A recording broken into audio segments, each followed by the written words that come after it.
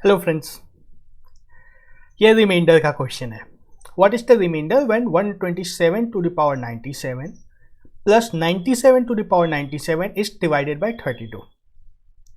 देखो, ये क्वेश्चन अगर देखा हुआ है आता है तब तो आसान है, और नहीं देखा हुआ है तो बस सर पटकते रह जाओगे इसके साथ, तो कभी नहीं बनने वाला है.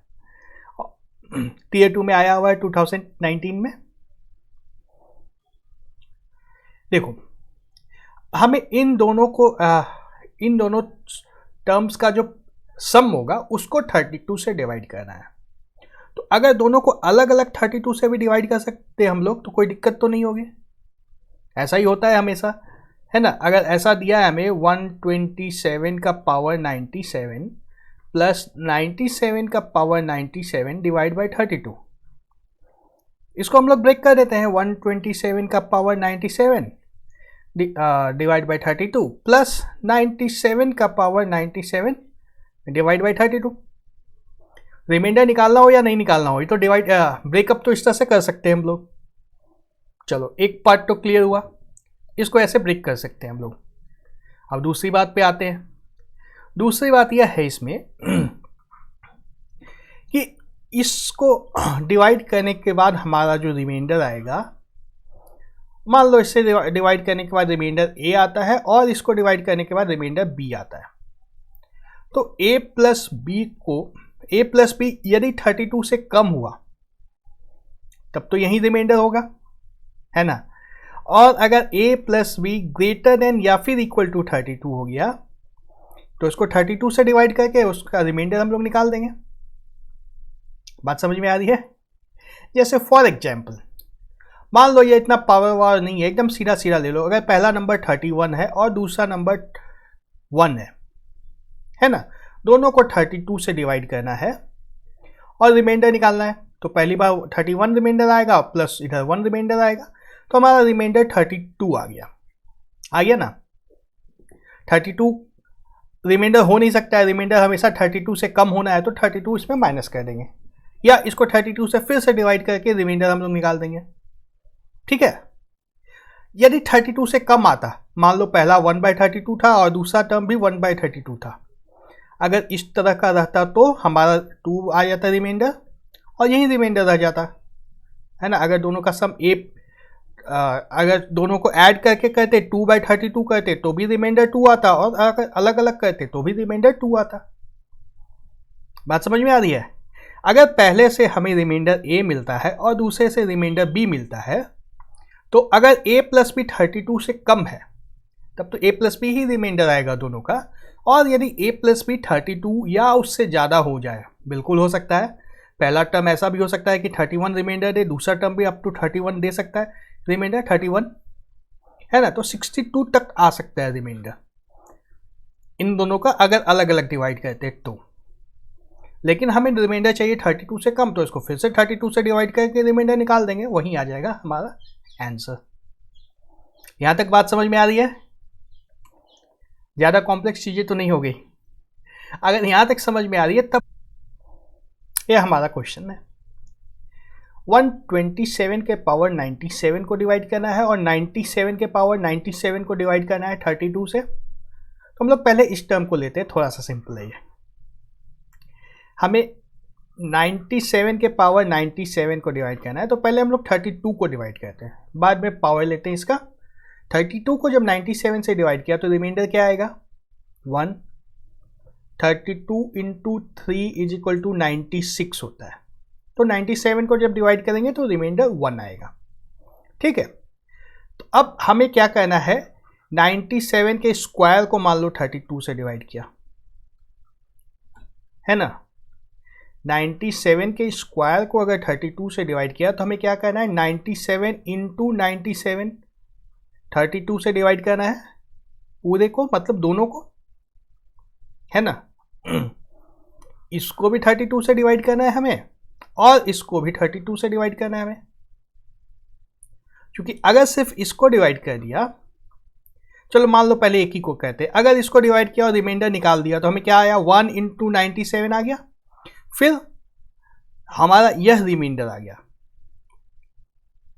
ठीक है ना। जैसे कि अगर हम लोग 97 इंटू 97 को सिर्फ 32 से डिवाइड करना था, तो एक बार डिवाइड कर दिया, इसको ऐसे मान लो डिवाइड कर दिया, ये आंसर हमारा 1 आ गया, किसी भी तरह से ये 1 आता है हमारे पास।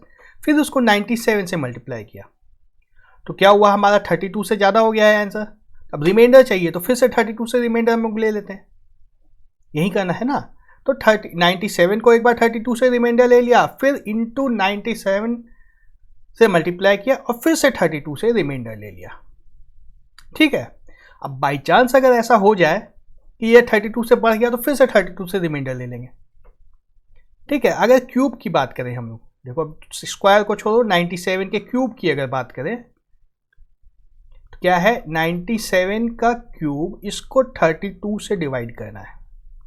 तो क्या करना होगा हमें, 97 का रिमाइंडर ले लिया 1, फिर उसको क्यूब कर दो और फिर उसका 32 से रिमाइंडर ले लो, शॉर्ट में आ जाएगा आंसर।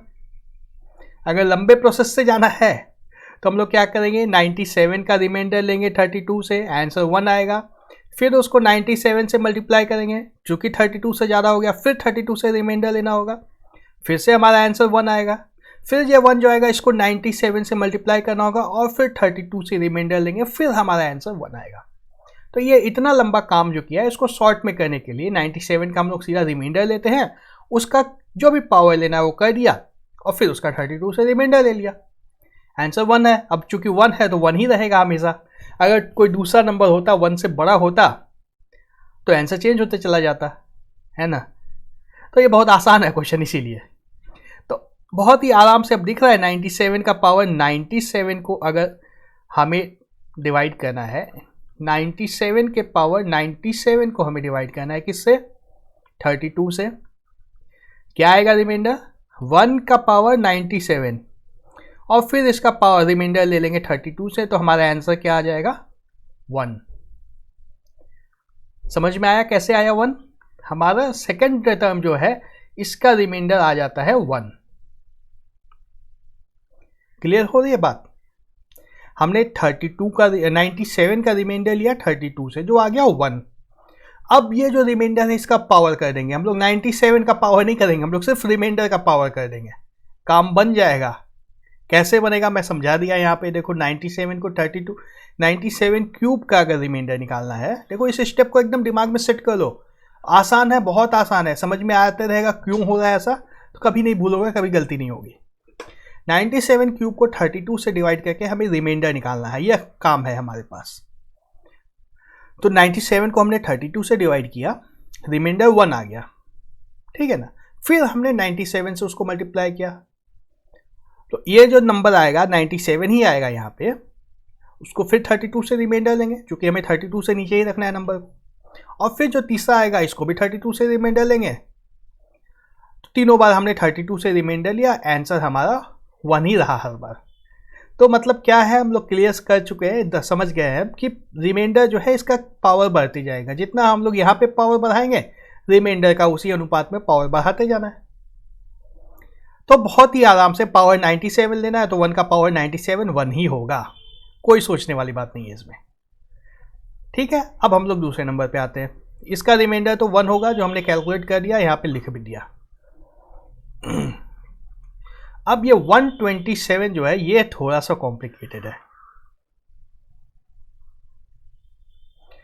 127 को हमें 32 से डिवाइड करना है और फिर बाद में इसका पावर 97 भी लेना है। तो पहले यहाँ पे रिमाइंडर क्या आएगा, यहाँ पे रिमाइंडर आता है 31, आता है ना। 32 इंटू 4 इज इक्वल टू 128 होता है, तो 127 है हमारे पास, तो रिमाइंडर 31 आएगा। अब 31 का पावर 97 लेना तो पॉसिबल नहीं है, बहुत मुश्किल हो जाएगी ये, फंस रहे हैं यहाँ पे। तो यहाँ पे भी देखो बहुत आराम से काम होता है, हमें 31 नहीं लेना है, इस रिमाइंडर को मान लो -1 है ना, ये 31 को छोड़ दो, हम लोग इस रिमाइंडर को ले लेते हैं -1। ठीक है, मैथ्स में रिमाइंडर हमेशा पॉजिटिव होता है, ठीक है, उससे भी कंफ्यूज होने की ज़रूरत नहीं है। यहाँ पे अगर -1 लेते तो सारे काम हो जाएंगे ना। हमने क्या किया, 127 को क्या लिख दिया, 32 इंटू 4 -1, है ना। क्वोशिएंट 32 इंटू क्वोशिएंट करना था, क्वोशिएंट हमने 4 ले लिया, रिमाइंडर बाद माइनस कर दिया, मतलब +1 करना चाहिए था लेकिन +(-1) हो जाएगा, क्योंकि हमारा रिमाइंडर नेगेटिव आ गया है यहाँ पे, तो इसको -1 रख लिया। ऐसा कर सकते हैं हम लोग, ऐसा कर सकते हैं, बिल्कुल कर सकते हैं। जब भी हमें इसमें +32 कर देंगे तो हमारा आंसर 31 आ जाएगा, एक्चुअल रिमाइंडर आ जाएगा, है ना। एक्चुअल रिमाइंडर हमारा 31 ही है, उसमें +32 कर -1 में +32 करने से 31 रिमाइंडर आ जाता है। तो अभी हम लोग काम को आसान करने के लिए -1 ले लेते हैं। चूंकि हम लोग रिमाइंडर की बात कर रहे हैं तो दोनों एक ही है, इसमें रिमाइंडर के टर्म्स में 31 और -1 दोनों सेम है। बात समझ में आ रही है क्यों सेम है? हम लोग इसको लिख सकते हैं 32 इंटू 3 + 31। अब चूंकि हमें ये दोनों क्वोशिएंट अलग अलग हो रहे हैं तो इससे हमें काम ही नहीं है, हमें काम तो सिर्फ रिमाइंडर से है। तो रिमाइंडर या ये लो या ये लो, बात एक ही माननी है हमें।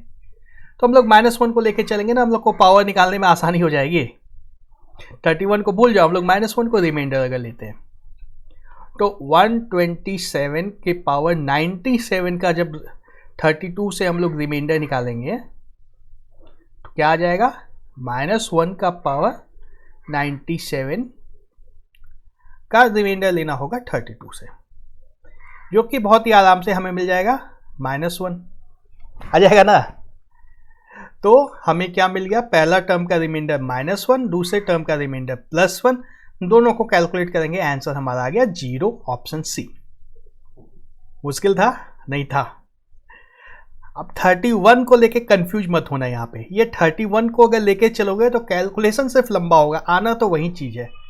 क्योंकि हम लोग इसको पूरे को इग्नोर कर दे रहे हैं, क्वेश्चन को हम लोग सब कुछ इग्नोर कर दे रहे हैं, तो कोई फर्क नहीं पड़ता यहाँ पे 4 रखो या 3 रखो, कोई फर्क पड़ेगा? नहीं पड़ेगा।